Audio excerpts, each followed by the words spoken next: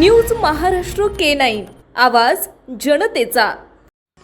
लाडकी बहीण योजनेतील ज्या लाभार्थ्यांच्या केवायसी पूर्ण झाली आहे त्या महिलांचे पैसे सुरू राहतील। अनेकांनी केवायसी केलेली नाहीये याचा अर्थ ते निकष पूर्ण करत नाही, तरीही पुन्हा एकदा केवायसी विंडो सुरू करू अशी ग्वाही मुख्यमंत्री देवेंद्र फडणवीस यांनी दिली आहे। देवेंद्र फडणवीस म्हणाले की अपात्र बहिणींकडून पैसे वसूल करणार नाही, मात्र ज्या 14,000 पुरुषांनी लाडकी बहीण योजनेचा लाभ घेतला त्यांच्याकडून पैसे वसूल करणार असल्याचंही त्यांनी सांगितलंय।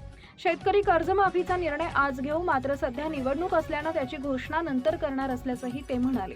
मुख्यमंत्री माझी लाडकी बहीण योजनेअंतर्गत केवायसी प्रक्रियेची पूर्तता न करणे, आवश्यक निकष पूर्ण न होणे आणि अर्जांमधील त्रुटींमुळे राज्यातील तब्बल 80 लाख महिला अपात्र ठरल्या असून त्यांना दरमहा मिळणारी 1500 रुपयांची आर्थिक मदत आता बंद झाली आहे। इतक्या मोठ्या संख्येने लाभार्थी महिलांना योजनेतून वगळण्यात आल्याने विरोधकांनी सत्ताधारी महायुती सरकारवर जोरदार टीकास्त्र सोडलं असून या वाढत्या राजकीय आरोप प्रत्यारोपांच्या पार्श्वभूमीवर आता मुख्यमंत्री देवेंद्र फडणवीस यांनी या संपूर्ण प्रकरणावर आपली पहिली प्रतिक्रिया नोंदवली आहे।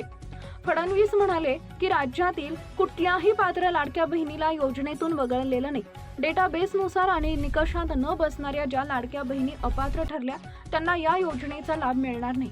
तसेच ज्या लाडक्या बहिणी योजनेच्या निकषात बसत नाहीत ज्यांनी केवायसी पूर्ण केली नाही त्या 80 लाख लाडक्या बहिणींना यामध्ये वगळण्यात आलं आहे। अलीकडे केलेल्या तपासणीत 4 ते 5 लाख लाभार्थी असे निघाले ज्यांच्याकडे 4 चाकी गाडी आहे। अजूनही काही महिलांना वाटत असेल की त्या पात्र असून त्यांना योजनेचा लाभ मिळत नाही, त्यासाठी पुन्हा एकदा एक केवायसी विंडो ओपन करण्याची सरकारची तयारी आहे। लाडकी बहीण योजना जेव्हा सुरू केली तेव्हा या योजनेचे निकष होते, उत्पन्नाचे निकष होते, वयाचे निकष होते।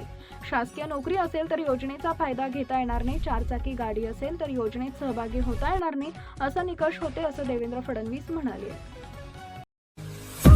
महाराष्ट्रातील महत्त्वाच्या आणि ताज्या बातम्या पाहण्यासाठी आमच्या न्यूज महाराष्ट्र K9 चॅनलला YouTube वर सबस्क्राइब करा आणि बेल आयकॉन प्रेस करा।